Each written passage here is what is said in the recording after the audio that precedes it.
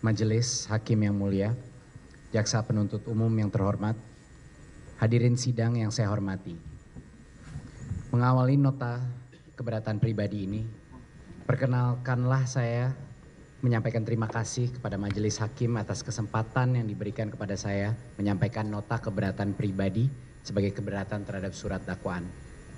Perlu saya sampaikan di hadapan persidangan yang mulia ini, bahwa apa yang tertuang dalam nota keberatan pribadi ini adalah satu kesatuan dengan nota keberatan tim penasehat hukum. Nota keberatan pribadi dan tim penasehat hukum saya sama-sama menyampaikan keberatan bahwa surat dakwaan yang ditujukan kepada saya mengandung kekeliruan yang mendasar. Oleh karena itu, saya memohon kepada Yang Mulia Majelis Hakim agar hal-hal yang saya sampaikan dalam nota keberatan pribadi ini berkenan untuk diperiksa, dipertimbangkan, dan diputus sebagai satu kesatuan dengan hal-hal yang disampaikan oleh penasehat. Oke teman-teman, ini sidang Nadiem Makarim soal kerumpuk 809 miliar. Kita lihat dulu ya, gimana cara dia menjelaskan tugas dari Presiden Jokowi yang katanya bikin dia tertekan. Hukum saya. Majelis Hakim yang mulia, Jaksa Penuntut Umum yang terhormat, dan hadirin sidang yang saya hormati. Saya pertama ingin bersyukur kepada Allah Subhanahu wa Ta'ala atas semua berkah yang diberikannya dalam hidup saya. Saya dilahirkan dari dalam keluarga pejuang anti korupsi. Dari kecil saya disuruh orang tua saya duduk di meja makan, mendengar aktivis-aktivis anti korupsi berdebat mengenai arah negara kita. Dari orang tua saya belajar nilai-nilai kebangsaan yang berdasarkan integritas. Tetapi saya juga sangat beruntung. Keluarga saya mampu mengirim saya kuliah ke luar negeri. Tetapi setiap kali saya lulus, baik S1 maupun S2, saya langsung kembali ke tanah air. Walaupun banyak kenyamanan yang bisa saya dapatkan berkarir di luar negeri, Indonesia selalu menarik saya kembali. Memang Indonesia punya banyak masalah, tetapi di dalam permasalahan itulah saya merasa bisa berkontribusi. Banyak orang tidak tahu sejarah Gojek yang penuh dengan keringat dan tetes air mata. Saya mengunjungi puluhan pangkalan ojek hanya dengan bekal traktir kretek dan kopi. Saya berupaya meyakinkan mereka bahwa ada cara yang lebih baik untuk meningkatkan nafkah mereka. Orang menertawai saya di awal perjalanan Gojek, menuduh ojek tidak bisa dipercayai, tidak profesional. Tapi bertahun-tahun saya pantang mundur dan terbukti ojol sekarang menjadi pilar ekonomi Indonesia. Gojek menghidupi lebih dari 3 juta masyarakat Indonesia pada saat ini, baik driver maupun UMKM. Saya tidak mendirikan Gojek untuk memperkaya diri. Saya mendirikan Gojek karena saya melihat potensi ekonomi dari teman-teman ojek yang tidak dilihat orang lain. Sama juga perspektif saya dengan sistem pendidikan di Indonesia. Saya melihat potensi besar memperbaiki sekolah-sekolah di Indonesia yang berpuluhan tahun stagnan dan tidak mengikuti perkembangan zaman. Saya sedih melihat kualitas sekolah kita ketinggalan dari negara-negara berkembang lainnya. Orang tua saya selalu mengingatkan saya dari kecil, Nadiem, jangan lupa, kesuksesan tidak ada artinya tanpa pengabdian. Dan inilah yang menjadi dasar pertimbangan saya saat saya ditawarkan amanah menjadi Mendikbud. Hampir semua orang di sekitar saya membujuk saya untuk menolak jabatan tersebut. Mereka takut saya akan dihujat karena perubahan pasti akan dilawan. Mereka takut saya akan diserang karena saya tidak punya dukungan partai politik. Mereka bingung kenapa di puncak kesuksesan saya di bisnis, saya mempertimbangkan suatu jabatan yang sudah pasti merugikan saya secara finansial dan reputasi. Tetapi saya menerima amanah tersebut. Karena satu alasan, negara memanggil. Generasi penerus bangsa memanggil. Menolak artinya menutup mata terhadap krisis pendidikan yang melanda negara kita. Majelis Hakim yang mulia, Jaksa Penuntut Umum yang terhormat, dan hadirin sidang yang saya hormati. Selama 5 tahun saya mengabdi sebagai menteri, kekayaan saya menyusut. Hilanglah kesempatan saya mendapatkan saham tambahan yang diberikan kepada para pimpinan Gojek setelah saya keluar. Hilanglah gaji besar saya. Hilanglah ketenangan batin saya. Sebagai menteri termuda, Saya merasa kecil hati melihat menteri lainnya dengan anak-anak yang sudah dewasa, dengan mudah menjadwalkan rapat sampai malam, sowan ke berbagai tokoh, membangun dukungan politik. Dengan 3 putri balita saat itu, saya harus pulang setiap malam, makan bersama mereka, membacakan buku, dan tidur di kamar anak sampai mereka pulas tidur. Saya harus belajar menjadi ayah dan menteri di saat yang bersamaan. Dalam kementerian, saya harus belajar dari nol lagi. Menghadapi hutan belantara birokrasi dan politik yang saya tidak kuasai. Semua kenyamanan sebelumnya saya lepas dengan ikhlas untuk mencoba memperbaiki masa depan anak-anak Indonesia. Mata saya tidak tertutup. Saya tahu saya mungkin gagal. Saya tahu saya bisa dikorbankan. Tapi itulah resiko perjuangan. Karena saya tidak menguasai bidang birokrasi, bidang pendidikan maupun politik, maka saya harus cepat belajar dari orang-orang yang kenal dunia pendidikan, yang kenal birokrasi, tetapi memiliki integritas. Karena inilah saya mengumpulkan tim muda yang idealis dan kompeten sebagai staf khusus saya.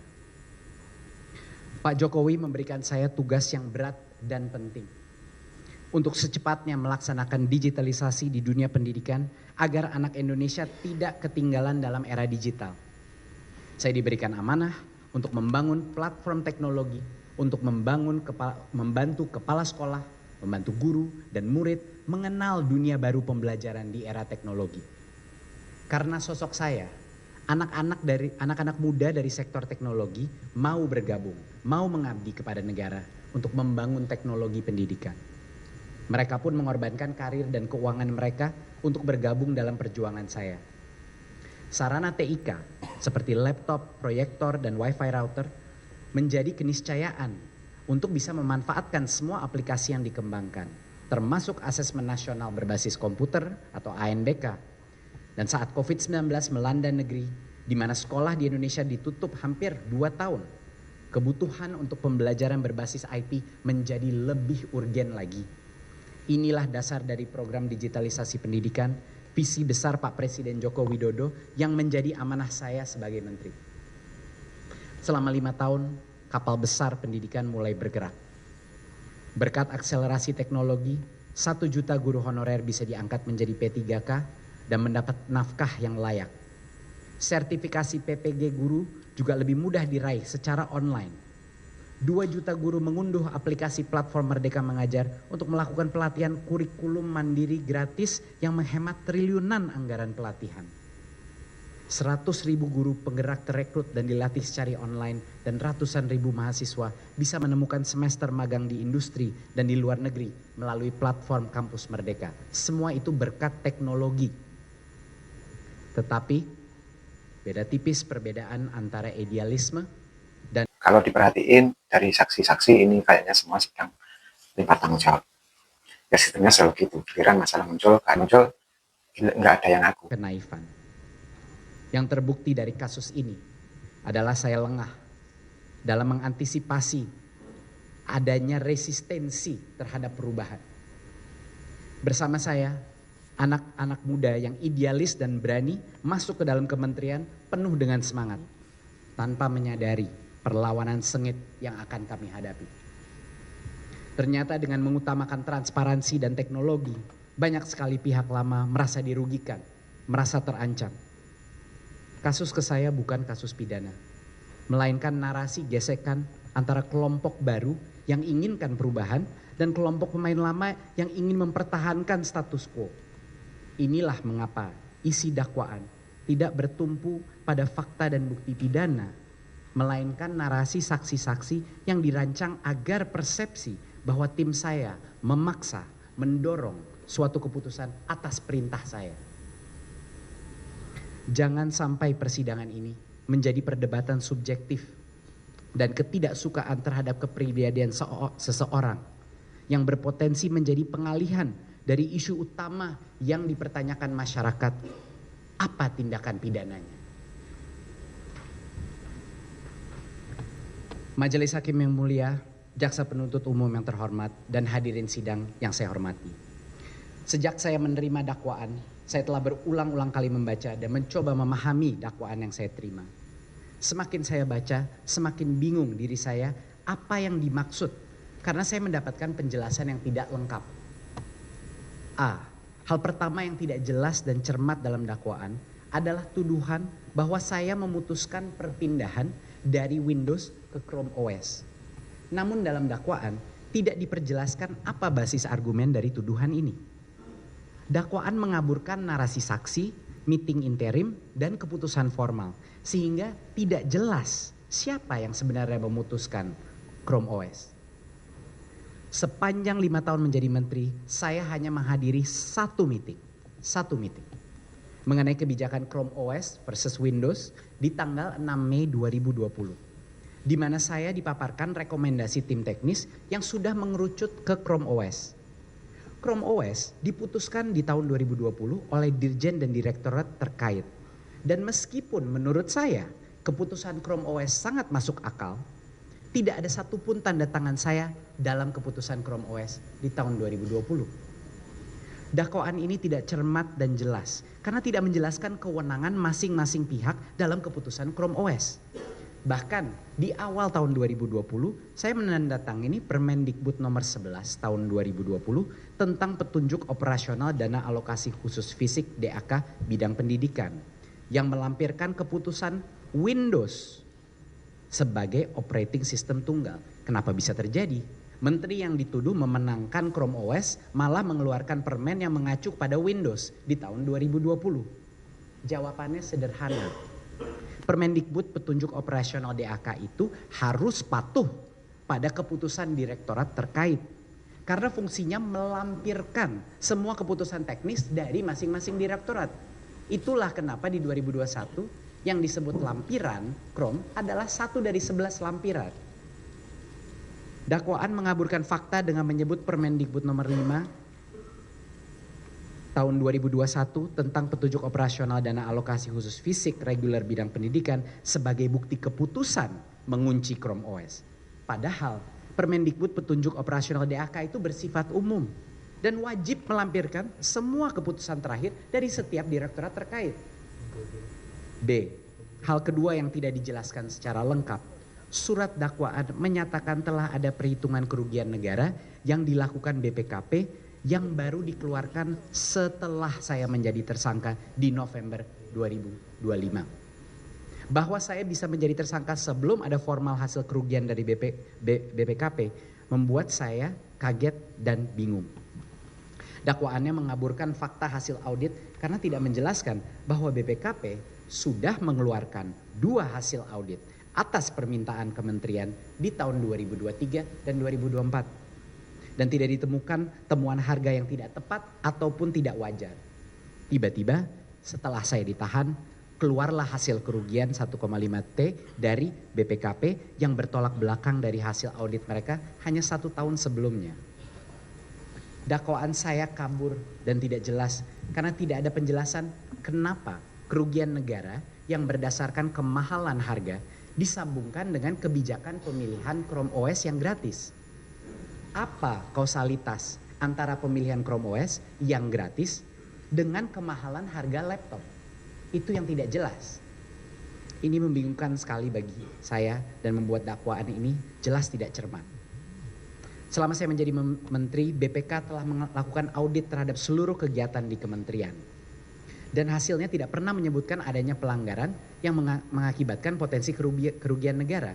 Terlebih lagi, selama pengadaan ini justru mendapat pendampingan dari Kejaksaan Agung sendiri, pendampingan dari KPPU dan juga LKPP. Selain itu, pada saat proses pengadaan berlangsung, kegiatan tersebut juga berada dalam pengawasan Inspektorat Jenderal Kementerian Pendidikan dan Kebudayaan. Orang yang sangat mumpuni dengan latar belakang KPK dan Kejaksaan, bahkan menjadi Kepala Kejaksaan Tinggi.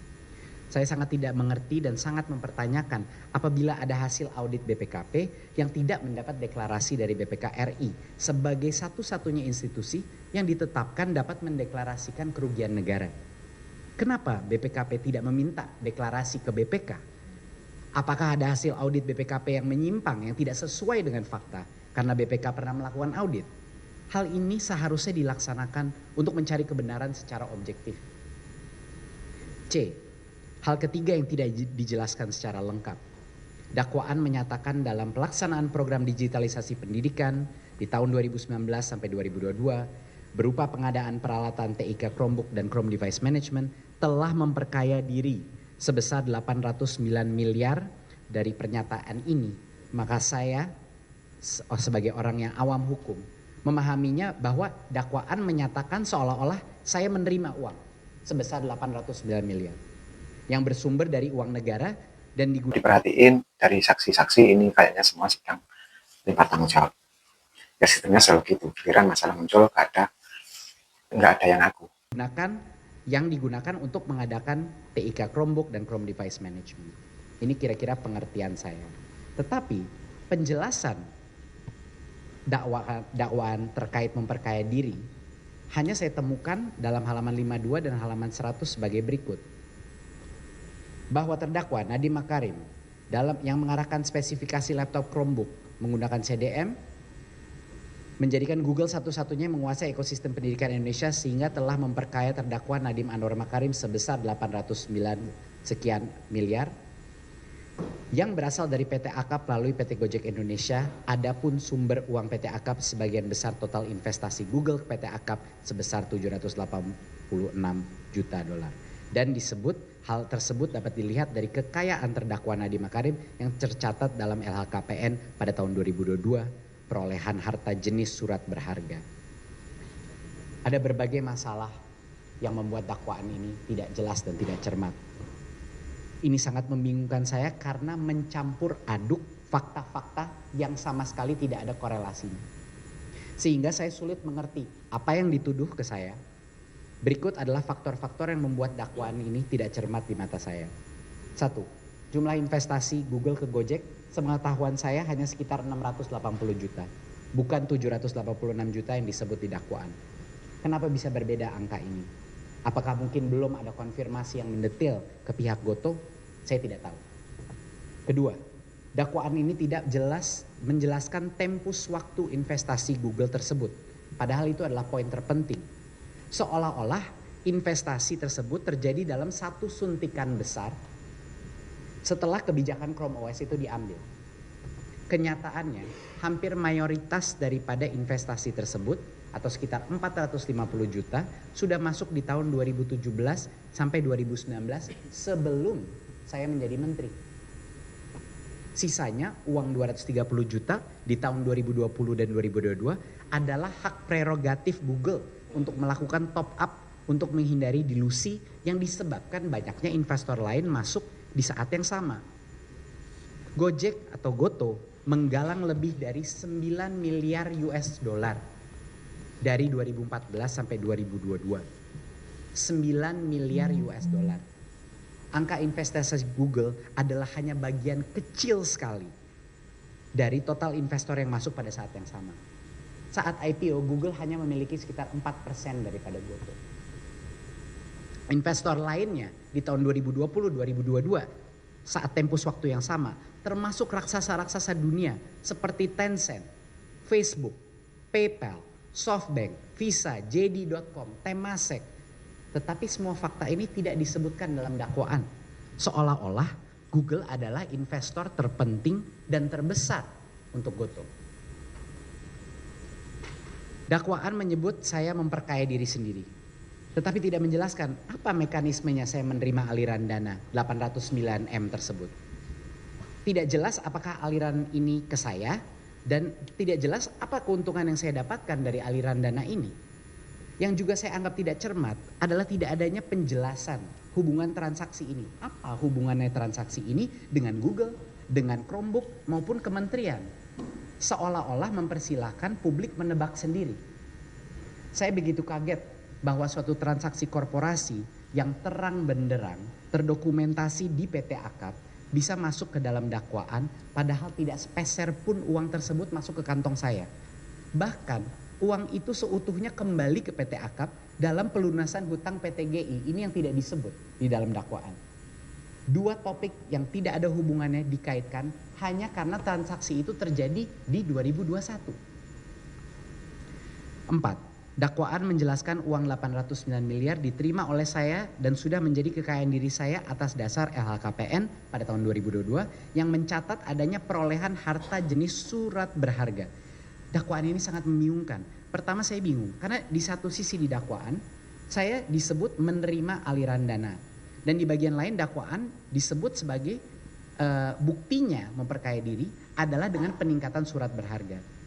Apakah tuduhan saya untuk menerima uang atau tuduhan saya adalah menerima surat berharga atau saham? Itu tidak jelas. Dakwaan ini menjadi tidak cermat karena tidak menjelaskan secara lengkap sumber dari kekayaan saya. Dan sangat mudah bisa didapatkan dari pelaporan pajak saya. Peningkatan kekayaan saya hanya ada satu sumber utama, yaitu nilai saham saya di PT Akap atau Goto. Peningkatan surat berharga di LHKPN 2022 murni disebabkan harga saham Goto yang melambung saat IPO ke kisaran harga 250 sampai 300 rupiah per saham. Jadi kekayaan saya tercatat di 2022 sekitar netnya sebesar 4,8 triliun. Di tahun 2023 harga Goto drop ke sekitar harga 100 dan total kekayaan saya pun turun drastis ke 900 miliar, sekitar 900 miliar.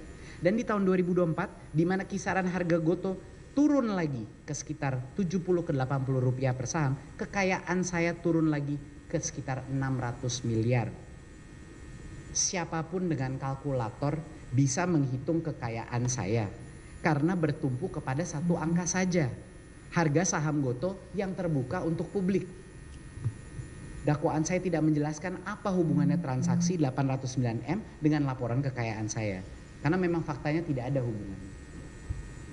D. Hal keempat yang tidak jelas dalam dakwaan adalah saya beserta keempat tersangka lainnya dituduh melakukan pengadaan laptop Chromebook melalui e-katalog maupun aplikasi sistem informasi pengadaan sekolah atau SIPLA tahun 2020 sampai 2022 tanpa evaluasi harga, melaksanakan pengadaan laptop Chromebook dan tidak didukung dengan referensi harga. Maaf, ini sangat membingungkan bagi saya dan tidak jelas. Karena tidak dijelaskan apa peran saya dalam pengadaan Chromebook. Kebijakan mengganti spek dari Windows ke Chrome bukan keputusan formal saya, apalagi proses pengadaan. Kalau saya tidak menandatangani dokumen apapun di tahun 2020 yang berhubungan dengan Chrome OS, kenapa bisa Di bagian yang paling penting 809 miliar uang segitu bisa buat ribuan Chromebook buat anak-anak di desa, tapi hasilnya malah jadi kasus korupsi. Ironi banget kan? Dakwaan menyebut peran saya dalam pengadaan tanpa bukti atau penjelasan. Apakah saya terlibat dalam penentuan harga? Apakah saya terlibat dalam seleksi vendor? Menteri tidak pernah terlibat dalam proses teknis pengadaan, hanya sebatas kebijakan. Tetapi dakwaannya mengaburkan pemisahan dari kewenangan tersebut. Majelis Hakim yang mulia, jaksa penuntut umum yang terhormat, dan hadirin sidang yang saya hormati. Saya ingin mohon maaf yang sebesar-besarnya. Mengingat saya bukan orang yang memiliki ilmu di bidang hukum, hal-hal yang saya sebut tidak jelas, hal-hal yang saya sebut tidak jelas dan membingungkan. Ini bukan merupakan bentuk kritik, apalagi menggurui ahli-ahli hukum di sini. Saya sebagai warga negara Indonesia merasa dirampas kebebasan dan nama baik saya jika dijadikan tersangka dan terdakwa tanpa mendapatkan penjelasan yang lengkap. Saya membaca dakwaan ini seperti membaca cerita orang lain yang saya tidak kenal. Saya membaca dakwaan ini dengan bingung dan kecewa karena semua tuduhan ini sebenarnya dengan mudah bisa saya jelaskan tanpa harus menarik saya ke penjara. Izinkan saya menyampaikan fakta-fakta yang sebenarnya berdasarkan kejadian yang terjadi. Nomor 1, sangat miris bahwa dua isu yang memanas di media selama berbulan-bulan yang menjadi dasar dari kecurigaan publik atas kasus ini tiba-tiba menghilang dari dakwaan. Yang pertama adalah narasi WA grup Mas Menteri yang menuduh saya membahas pengadaan Chromebook sebelum saya menjabat menjadi menteri. Kenapa bisa hilang narasi ini dalam dakwaan? Ya karena faktanya tidak benar. Tidak ada pembahasan pengadaan TIK maupun Chromebook di grup apapun sebelum saya menjadi menteri. Dan buktinya sudah, transkripnya semua sudah diberikan. Lalu yang kedua adalah narasi bahwa Chromebook tidak bisa digunakan di sekolah. Ini juga di dalam dakwaan berpindah menjadi kerugian negara berdasarkan kemahalan, bukannya tidak bisa dimanfaatkan. Seluruh data penggunaan Chromebook terekam secara digital berkat fitur Chrome Device Management. Sangat ironis bahwa satu-satunya fitur teknologi yang bisa membuktikan Chromebook itu digunakan apa tidak disebut dalam dakwaan sebagai tidak berguna karena menjadi kerugian negara. Padahal itu yang menjadi sumber bukti bahwa Chromebook digunakan. Poin 2, semua bukti laporan kekayaan saya, semua bukti PPATK maupun transaksi korporasi menunjukkan saya tidak menerima sepeser pun keuntungan dari kebijakan maupun pengadaan Chrome OS. Tuduhan penerimaan 809 miliar adalah kekeliruan investigasi yang dengan mudah bisa diluruskan hanya dengan meminta dokumentasi dari PT Akap atau Goto. Transaksi tersebut adalah transaksi internal antara dua perusahaan Gojek sebesar 809 M di 2021 yang tidak ada hubungannya dengan Google, tidak ada hubungannya dengan Chromebook. Transaksi tersebut terdokumentasi lengkap dan tidak melibatkan saya. Tidak sepeser pun uang itu diterima saya, bahkan uang itu kembali seutuhnya ke rekening PT Akap. 3. Jika dakwaan mengatakan saya diperkaya sebesar 809 M, sangat aneh bahwa total omset Google dari pengadaan ini hanya sekitar 600 miliar. Apakah masuk akal saya mendapatkan keuntungan pribadi yang lebih besar dari total pendapatan Google dalam pengadaan Chromebook ini? Apakah ada perusahaan yang memiliki akal sehat mau memberikan balas budi yang lebih dari pendapatan yang diterima? Logika bahwa investasi Google ke Gojek atau ke PT Akap menjadi balas budi atas pemilihan Chrome OS. Ini sangat tidak masuk akal. Seluruh pendapatan Google dari lisensi Chrome Device Management di sekitar 600 miliar atau 40 juta dolar.